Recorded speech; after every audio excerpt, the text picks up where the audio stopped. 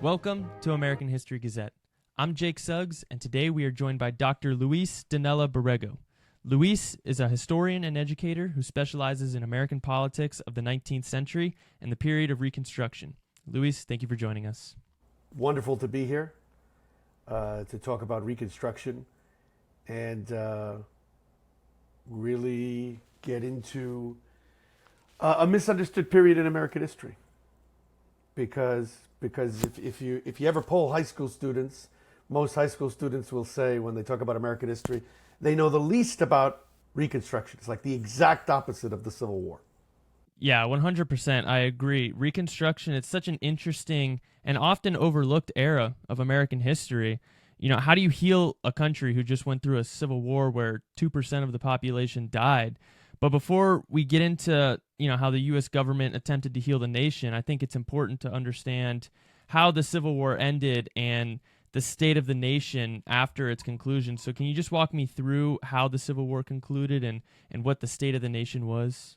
So in 1865, in April, Ulysses S. Grant basically has cornered Robert E. Lee in a little town of Appomattox Courthouse. And you reach a point where Lee recognizes there's no point in continuing the war. Now, there's several reasons for this. He's losing tons of men who are defecting. He's basically surrounded. Any kind of battle, if he does it, will result in further losses. There's no way out. And the Confederacy has been falling apart at many different areas.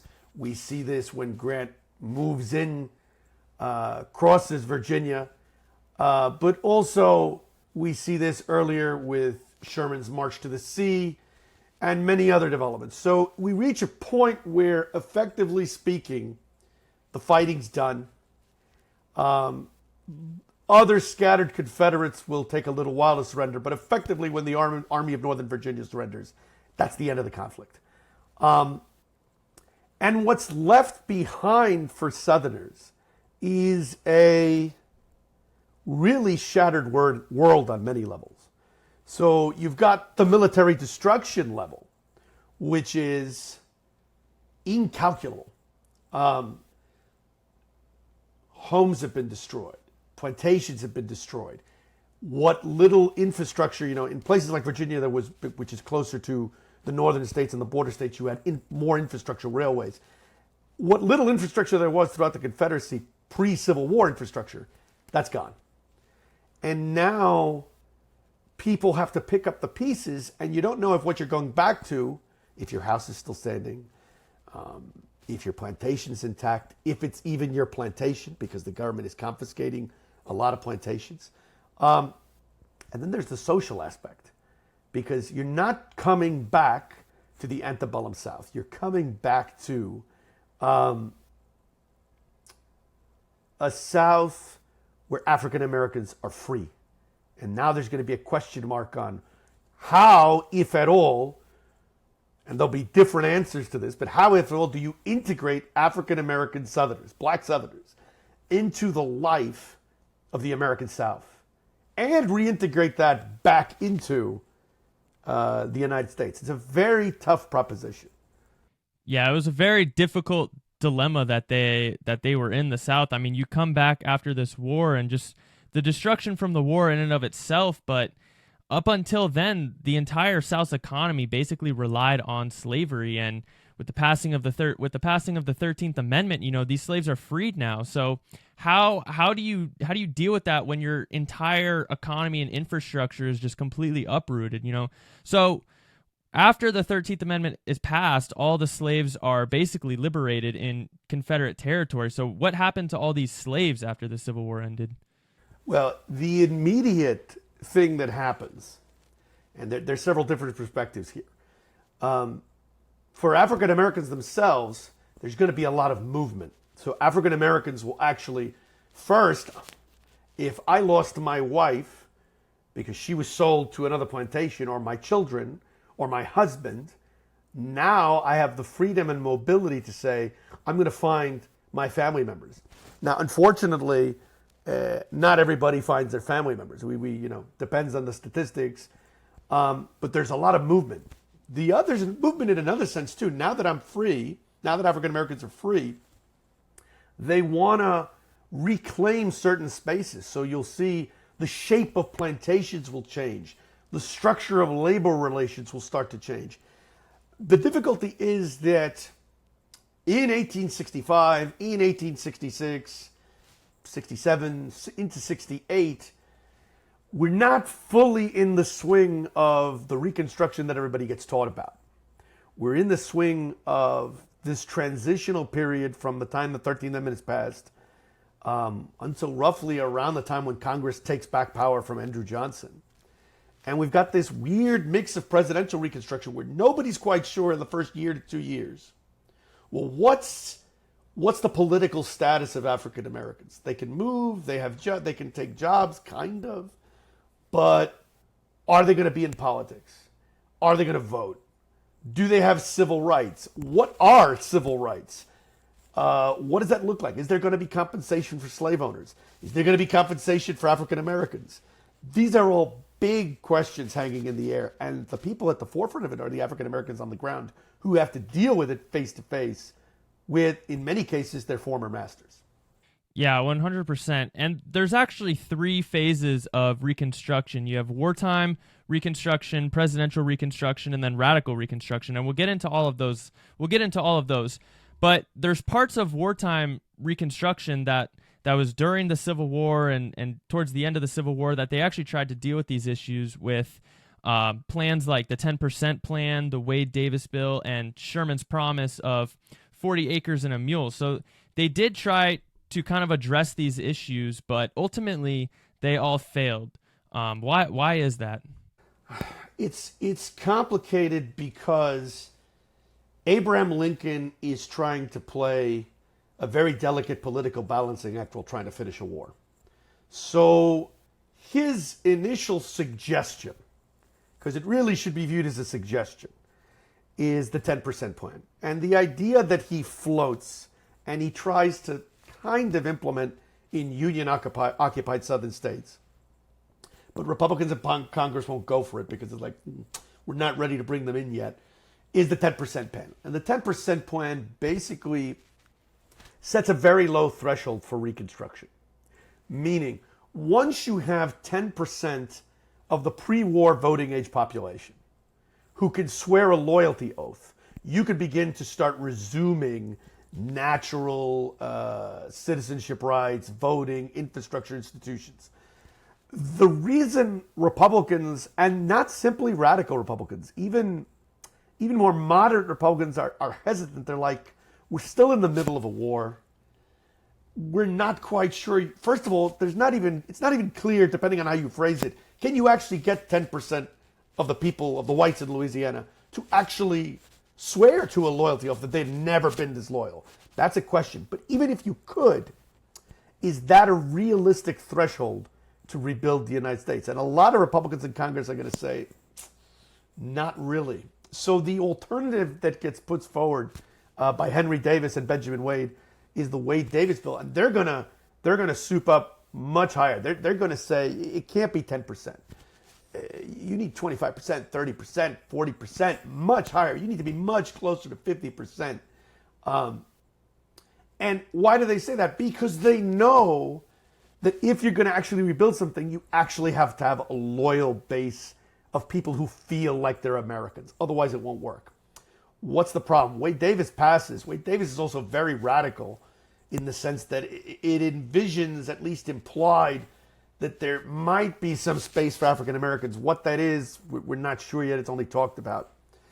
And Lincoln's going to pocket veto it. He'll put it in his desk drawer. He'll let the time lapse. It's like, let's not deal with this, because he's trying to balance things out. So why do I say that the 10% plan is a suggestion? Because Lincoln is politically astute. If the 10% plan hadn't worked, which it didn't in the end, he would have moved on and not tried it again, which is the difference.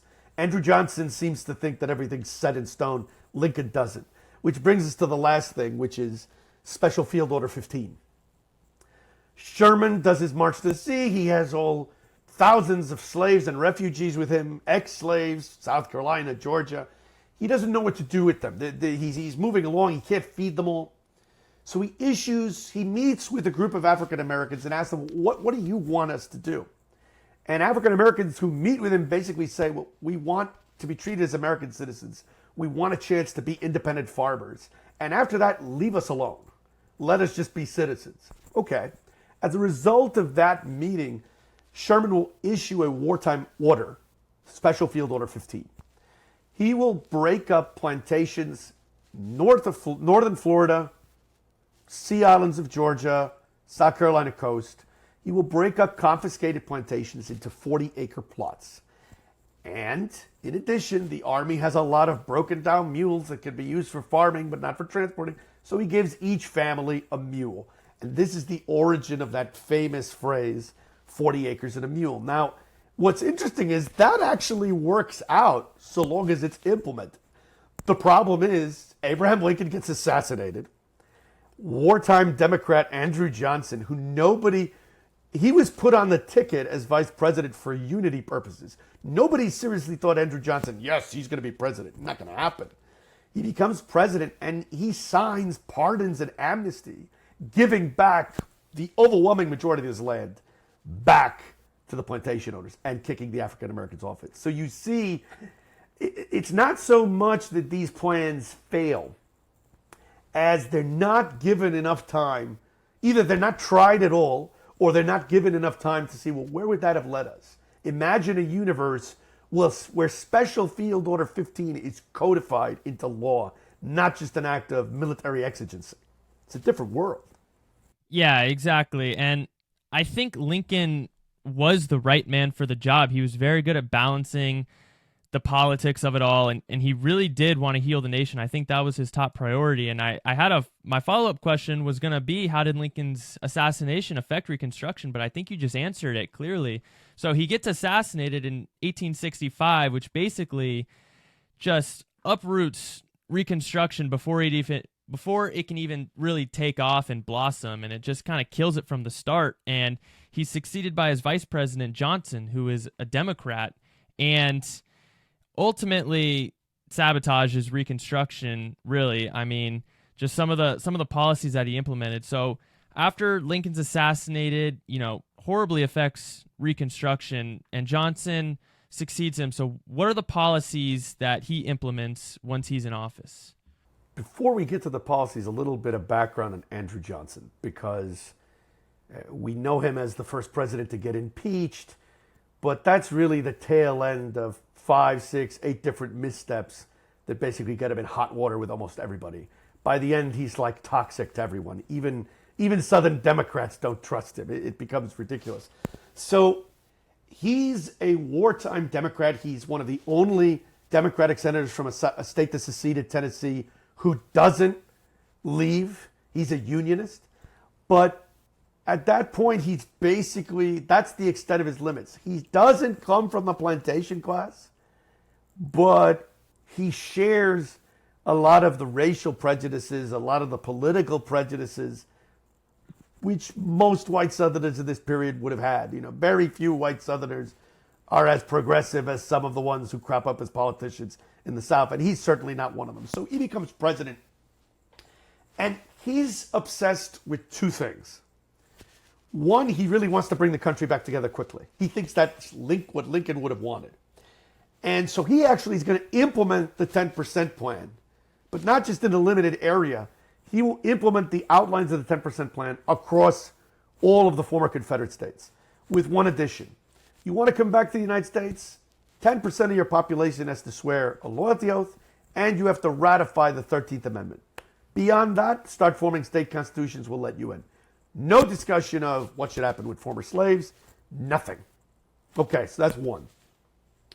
Two, initially a lot of radical Republicans get fooled by Andrew Johnson, because he'll say stuff like, Frederick Douglass will say he considers himself the Moses for the black community, which is an astounding thing for him to say.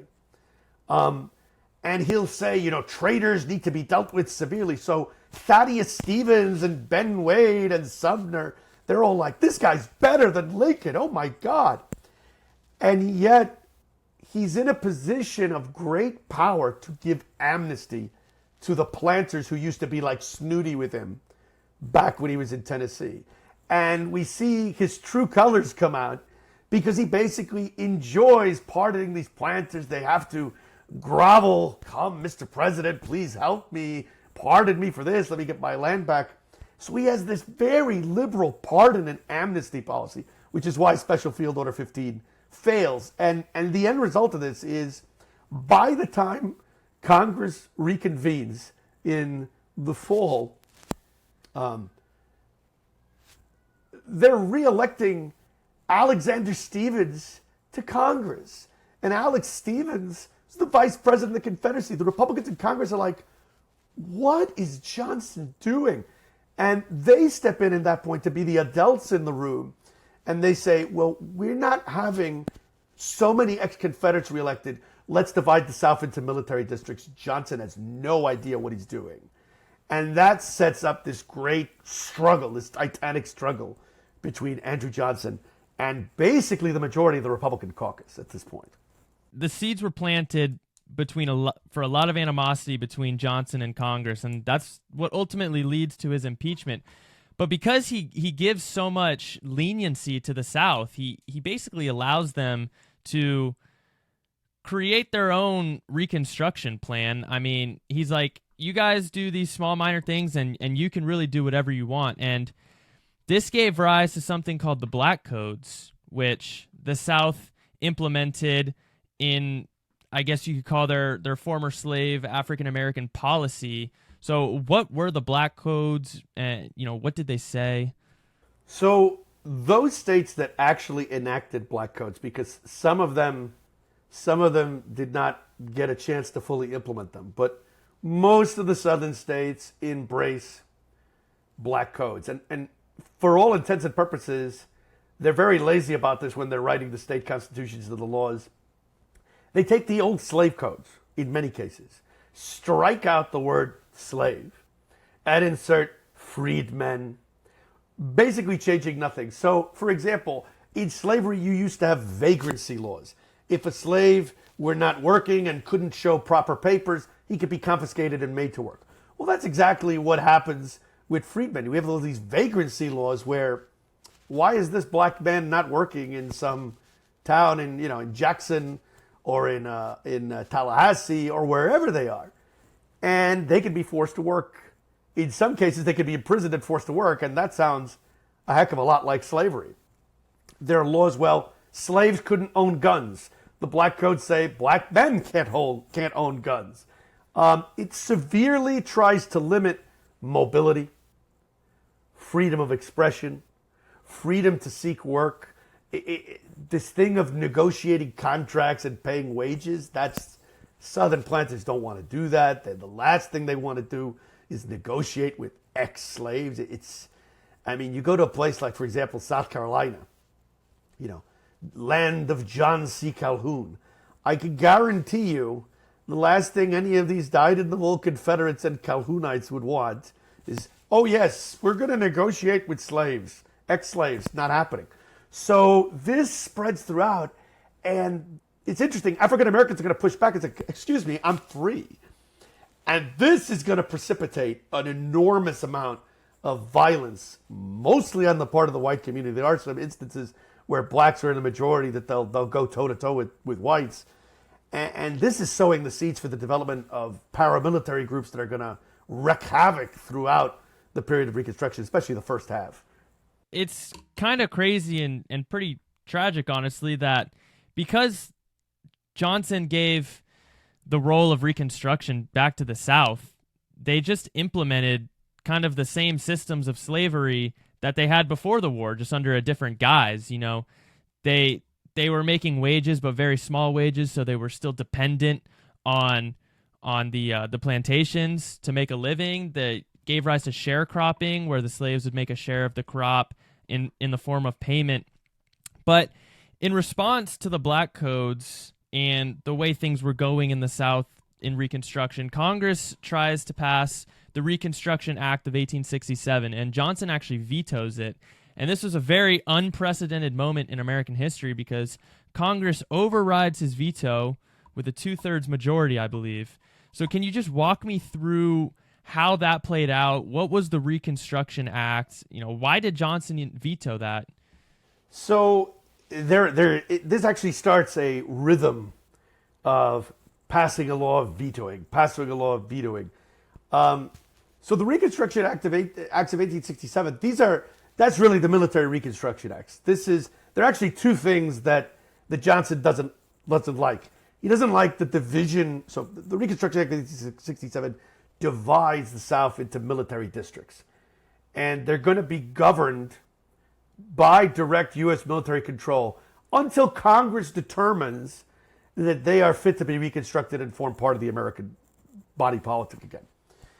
Following up this, Congress will also set up the Bureau of Refugees, Land and Freedmen, which colloquially will be called the Freedmen's Bureau. This will also get vetoed by Andrew Johnson because the last thing he wants, why are we doing proto-welfare state, which is basically what he sees it at, to disrupt labor relations between whites and blacks. You can have the military involved in negotiating contracts. All of these things are seen as an affront to American individualism, especially as it's been articulated in the South since prior to the Civil War. So, of course, Johnson is going to veto all of it. All of it. The problem is Republicans effectively hold what is tantamount to a supermajority in Congress. They can override him very easily. And even conservative Republicans, not everybody is Thaddeus Stevens. You have Lyman Trumbull, you have Elihu Washburn, you have people like that who are more moderate, some of them more conservative.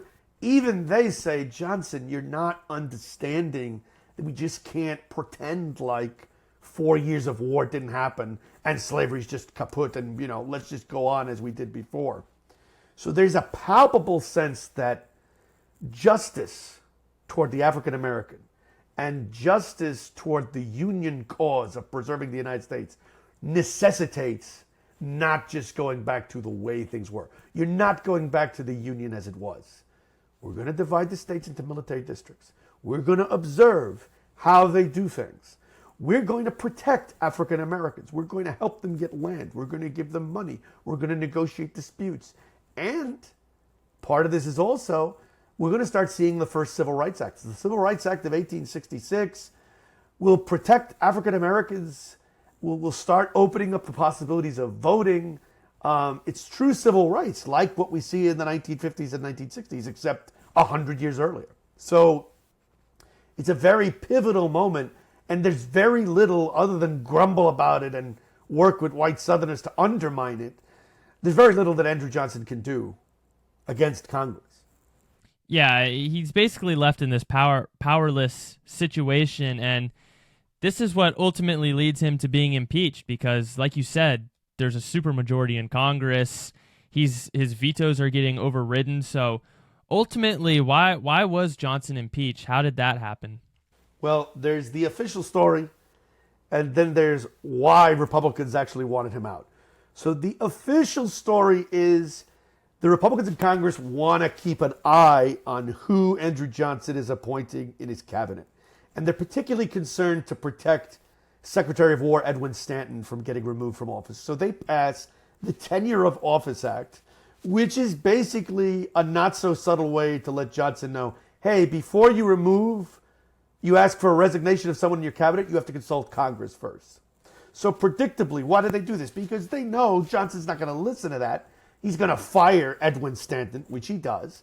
And this gives them the political cover to prosecute him, to impeach him, and try to remove him from office. Now, why are they really doing that? They're really doing that because basically from almost day 1 or 2, he is undermining what they see as the will of the people who elected them, which is he's undermining the ability to reconstruct the United States. You can have policy disagreements within the party of how far to go with Reconstruction, but that there should be a Reconstruction that provides a modicum of protection for African Americans, that's not a question for most Republicans. So they need to get rid of him. They see him as an obstacle. So what happens? He's impeached. He's put on trial. And he's acquitted by one vote. Because, and they think he's acquitted by one vote. There are a couple of reasons why they don't go all the way. The conservative Republicans in the Senate know that if they get rid of Johnson, the president who's going to be in office for like the remaining 6 months, he's going to be Senator Ben Wade.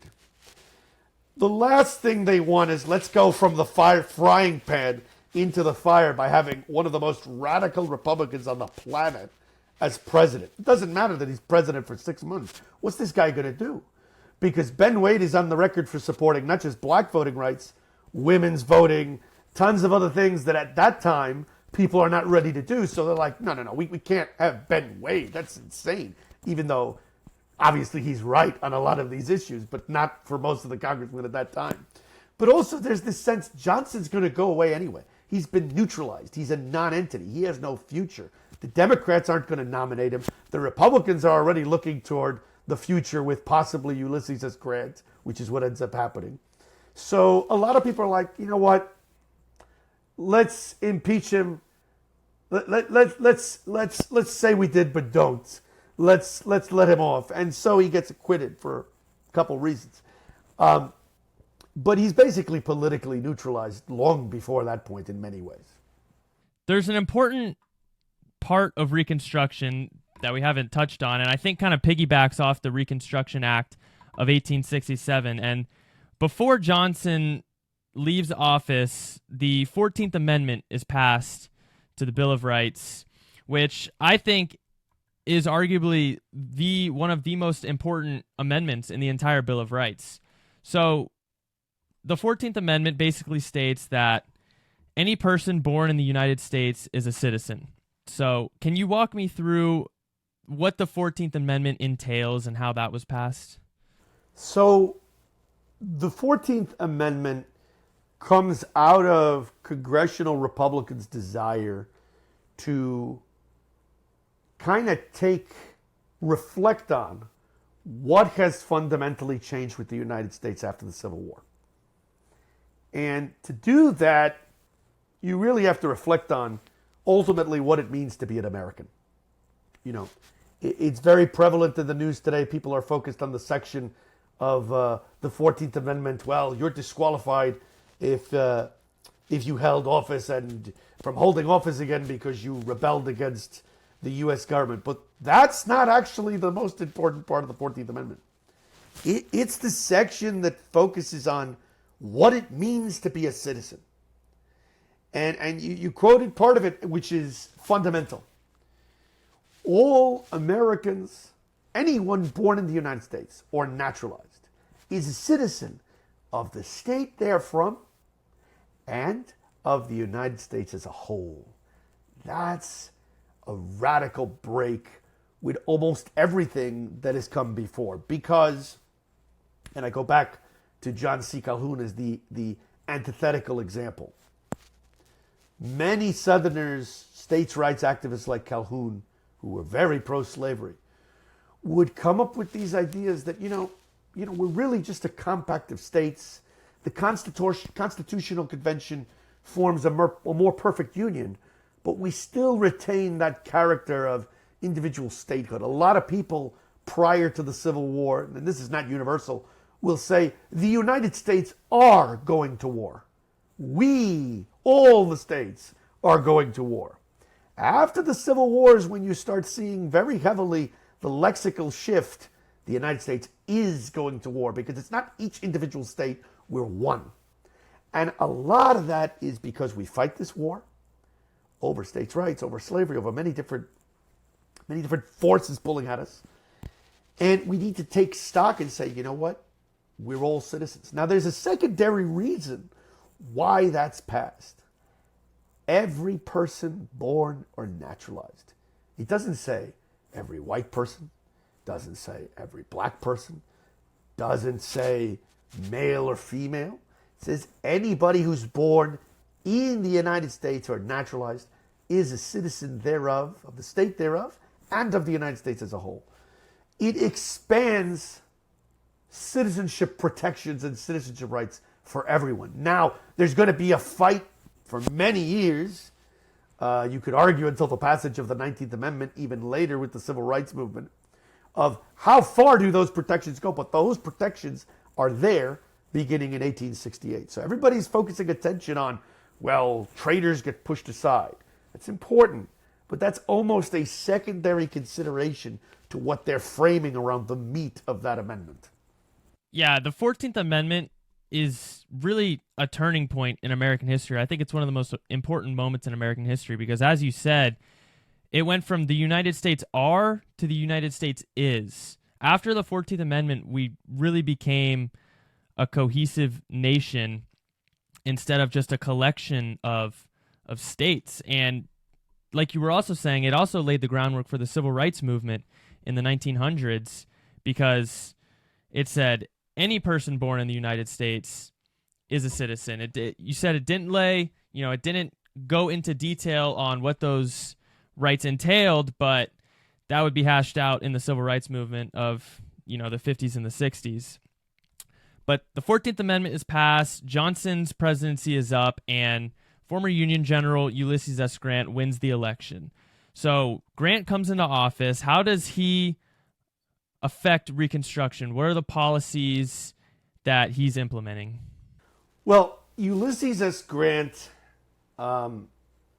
there's a very strong argument to be made that if African Americans had not been allowed to vote and had not been protected from voting, the election of 1868 would have been much closer, or maybe would have swung to the Democrats. So the fact that you have African Americans voting and protected from voting, and they're voting massively for the Republicans across the board, is a very big sign. So Grant knows this.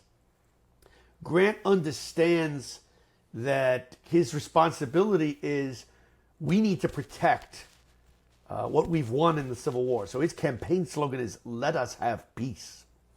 And it's very interesting, short little parentheses, the presidential election of 1868 by far has to be hands down the single most racially charged, racist presidential election in American history. Nothing holds a candle to it because the Democratic Party's slogan, the Democrats will nominate New York Governor Horatio Seymour as their candidate against Grant. And they're very clear. Their platform is, this is a white man's country. Let white men rule. They're very big on that. And all their political cartoons are caricatures of African Americans. It's very clear that they're very clear that if they get elected, we're turning back the clock on all this crazy voting stuff that's happened with African Americans. So Grant defeats them, and he recognizes, I have to deal with the single biggest problem facing black rights. And that's all these paramilitary groups, the Knights of the White Camellia, but especially the most infamous group of all, the Ku Klux Klan. And so he's going to push Congress, you need to deal with the Klan. You cannot allow unchecked guerrilla paramilitary terroristic violence to run rampant. And we know this because Congress has almost like 15, 17 volumes of testimony to a joint committee over how bad the violence was all over the place. So Congress will pass a series of enforcement acts protecting voting rights, having marshals at polling places. But the most important one is the third enforcement act, which is called the KKK Act. And it will illegalize the KKK and prosecute the Klan. And the person, it's really not Grant who takes the lead on that, even though he pushes for it. It's his Attorney General, Amos Tappan Ackerman, who, in a twist of irony, had been a Confederate himself. He was born in the North, but he was a Confederate. And it's this ex-Confederate who says, take the hard line, let's go after them. They'll prosecute the Klan all over the place. They'll arrest over 3,000 Klansmen, find many guilty. And by doing this, guess what happens? When you actually respond to violence and start prosecuting people, guess what? The violence stops. So it basically puts a lid on the Ku Klux Klan and makes it very clear the federal government is in charge of protecting the rights of citizens under the 14th Amendment. You can't intimidate African Americans. Not anymore. That's the biggest single contribution of Ulysses S. Grant, especially in his first term. Yeah, and that was no doubt a huge problem to face. I mean, you can imagine coming into office with all these paramilitary groups running rampant in the South was definitely a difficult problem. But I want to go into a little bit more detail on the KKK. How exactly did they get their start? What was their objective? Because obviously they were targeting Republican politicians, African Americans. So what was their mission? So the story, and obviously I'm simplifying a bit. Basically, the first KKK, you have to distinguish it from the Ku Klux Klan that develops around World War I and the one during the Civil Rights Movement. It's a different organization. The irony is we depict them inaccurately in movies with hoods and the robes. That's a later development. They would only wear, for the most part, facial disguises. So the Reconstruction era Ku Klux Klan is started by ex-Confederates under Nathan Bedford Forrest.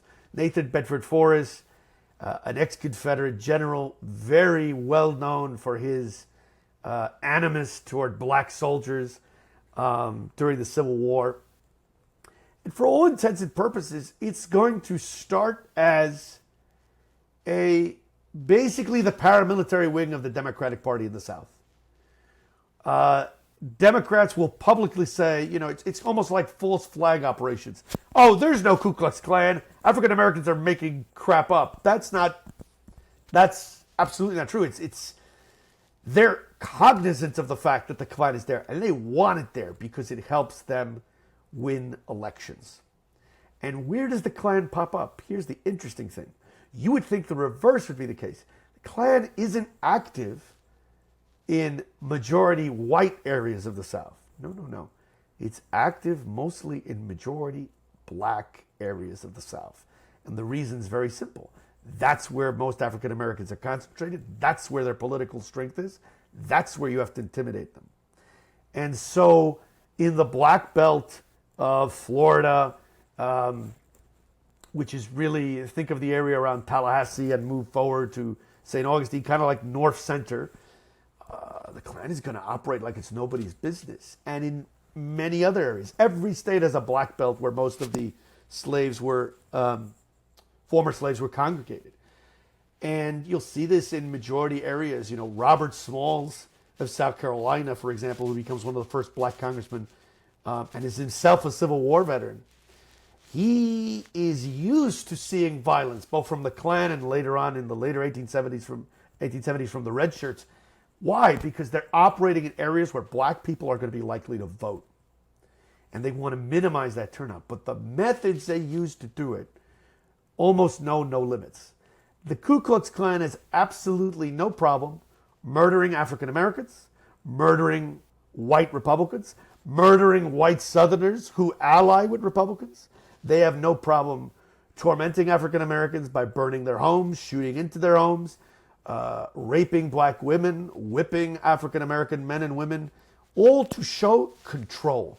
They're kind of laying out the playbook of what happens when Reconstruction falters, which is the development of Jim Crow. Jim Crow is taking what the early Ku Klux Klan does and systematizing it. So they're very successful. I would love to say, no, African Americans persevere and they don't tolerate it. The reality is they're very scary. And African Americans will go to the polls armed with guns. They'll have political meetings where black women will stay outside the political meetings while the men are talking with rifles to look out for the Ku Klux Klan. I remember reading newspapers where one local Mississippi newspaper wrote a local Klan group was going to attack a black farmer, and the local whites in the area warned him, so he waited with 20 blacks, 20 African Americans, and it begins shooting at them, takes down 2 of them. But this is like a blip on the radar. Most African Americans don't do that because they know the Klan will come out in larger numbers to hit them. So that's kind of giving you a sense of, what is the Klan like? How does it operate? What does it do? Yeah, that's crazy. I mean, it's definitely one of the darker stains on American history. It's some of the ways that they practice their policies is truly devastating.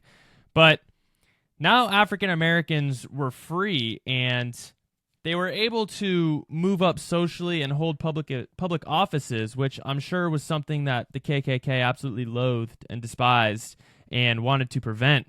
So now that African Americans were free, were they moving up socially, holding public office, or was it pretty much the same as before?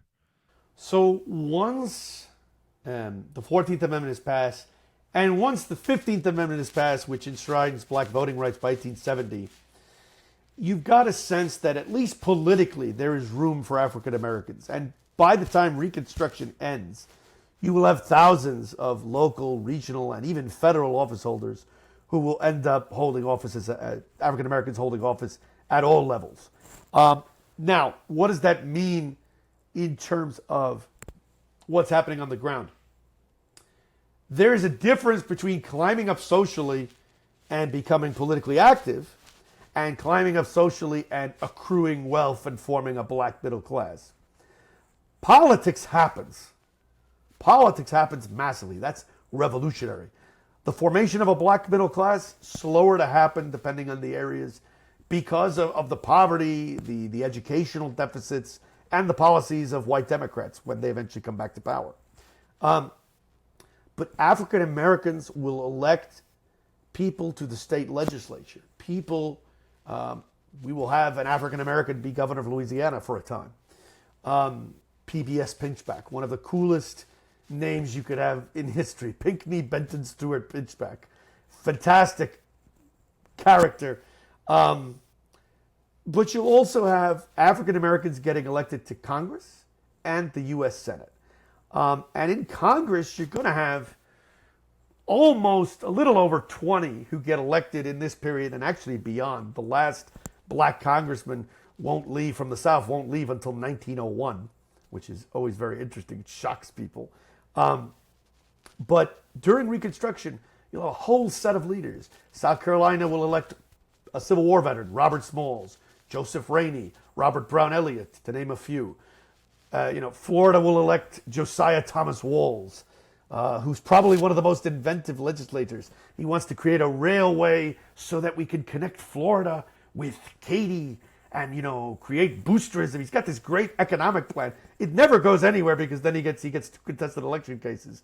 But it's like, wow, what fantastic policy. So they're very creative. They're very inventive. They're very involved and attuned to politics. They want to work with whites and African Americans. They're not here to play sides. It's a fascinating moment. Yeah, so ultimately they do, but Grant's presidency, he's in office for 8 years. He wins the re-election and basically just continues combating the paramilitary groups, trying to continue Reconstruction. But it was really the election of Hayes, Rutherford B. Hayes, and the Compromise of 1877 that marked the end of Reconstruction. So Hayes gets elected, and he gets elected by cutting a deal with the Southern Democrats to end Reconstruction and give the Southern Democrats what they wanted so that he could become president. So what was the Compromise of 1877? There's a big question mark on the Compromise of 1877. Because there'll be some historians, most recently Michael F. Holt in his book By One Vote will make this point about the election. There's a big question. Was there a Compromise of 1877? I am of the opinion that yes, something went down there, even if it's not exactly the way most history books have said it, because it's too pat. Some of the things that happen behind the scenes are too pat. But the Compromise of 1877 actually it has less to do with settling the election and more to do with settling what's going to happen in exchange for an election already being decided a certain way. So I'll explain that a bit because that seems a little clunky. So Grant becomes very unpopular in his second term because of a lot of corruption scandals. It's not really his fault. He's a trusting guy. It's the people he's surrounded with. The constant, let's send the army in, let's fix the things, is getting Northerners tired of it. So you have this insurgent liberal Republican movement. Let's back away. We don't need to deal so much with African Americans. And what's worse, the Republicans lose congressional elections, so the Democrats get back in power in Congress. So that's a little bit of the background. Grant is not going to run for re-election. He's not popular enough. It's not going to work. So the Republicans nominate another Union military guy, Rutherford B. Hayes, the governor of Ohio. And he's going to run against New York Governor Samuel J. Tilden. Once again, another Democrat from New York who's a governor. And most people will say, well, this is one of the examples of where the Electoral College is bad because the popular vote winner didn't become president. Now, it's true. Hey, Tilden won the popular vote. What nobody manages to add after that is he won the popular vote because paramilitary groups like the Red Shirts and other groups were dampening down the black vote. If there had been a fair election, Samuel J. Tilden would not have won the popular vote. That's just the reality. So what happens? There's this scenario where they're basically tied in the Electoral College. Nobody has it outright. Their threats is there's going to be another civil war. Everybody's up in arms. So finally, they create a commission chaired by the Chief Justice of the U.S. Supreme Court, and with enough Democrats and Republicans to balance it out. And that commission decides, well, Hayes will win. He'll win by an electoral vote. We'll install him in. The big question is, did the commission make that decision on the basis of closed-door meetings between Southern Democrats and Northern Republicans? And my belief is, yes, they did. If you read some of the material, the deal that basically gets put forward, the so-called Compromise of 1877, is, all right, we'll let the commission do its job. Hayes can be president. Okay. But the first thing you have to do, or one of the first things, is you got to remove the remaining federal troops from the South. And at this point, they're only in Florida, South Carolina, and Mississippi at that point. So what happens? The Northern Republicans say, okay, besides, we're more interested in industrialization and, let's look at what the Europeans are doing in Africa, and we're kind of distracted. Okay. Hayes is inaugurated. What happens? True to his word, he removes the remaining federal troops from the South, which are protecting legitimately elected governments. And that is the end of the official experiment with Reconstruction. That's quite interesting. So you're saying it's kind of a shadowy moment in American history, kind of like the backdoor deal between Hamilton, Jefferson, and Madison back in the late 1700s when they negotiated the Capitol in exchange for Hamilton's bank. So it's just one of those moments where these politicians have these backdoor deals to determine these types of decisions. But that ultimately did mark the end of Reconstruction with the withdrawal of the federal troops in those states you mentioned. So I'd like to get your professional opinion on Reconstruction as a whole. Obviously, in the short term, you could call most historians in my research, I've called it an ultimate failure. But I think when you look at it long term, ultimately, Reconstruction achieved what it was trying to achieve. I mean, you look at where we were in the 1950s and 60s with the Civil Rights Movement. You look at where we were or where we are today.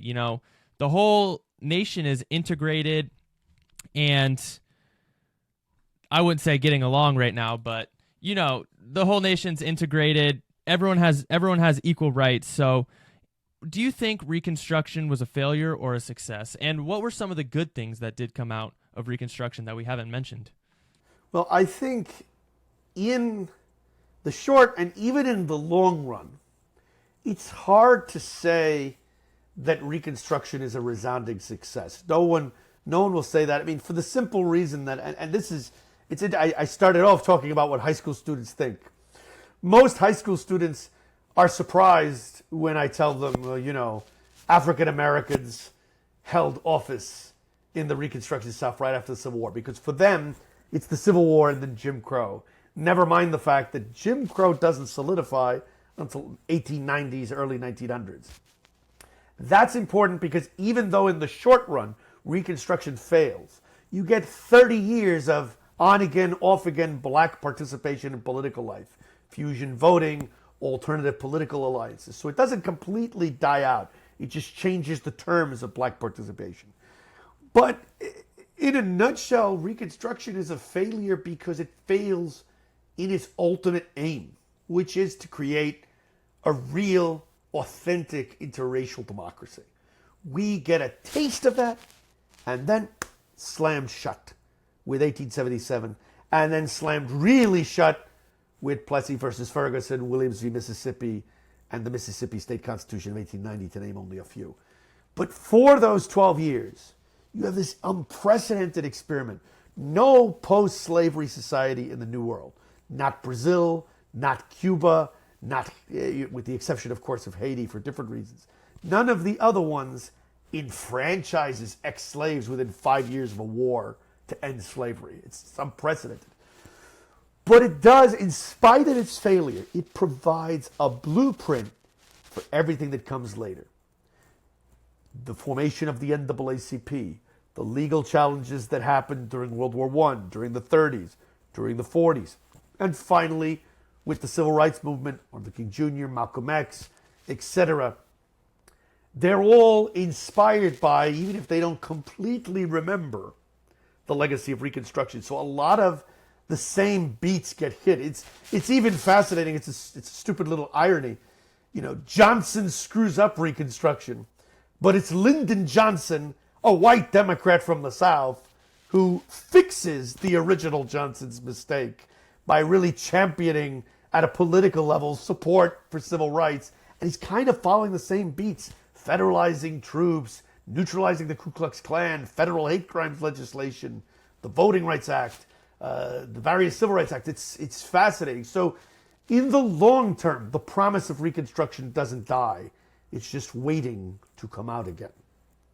Yeah, I completely agree. And I think you phrased that beautifully in that Reconstruction was an unprecedented experiment. This had never been done in the history of the world, where a post-slavery society immediately tried to, allow African Americans to rise up through society and hold public office, and that it really set the blueprint for the civil rights movement and all the things that lay ahead. But that wraps up our conversation on Reconstruction. I want to thank you so much for coming on. I think it was a wonderful conversation, and we touched on a lot of great topics concerning Reconstruction. So, Luis, thank you very much for coming on. Thank you so much, Jake. I appreciate it.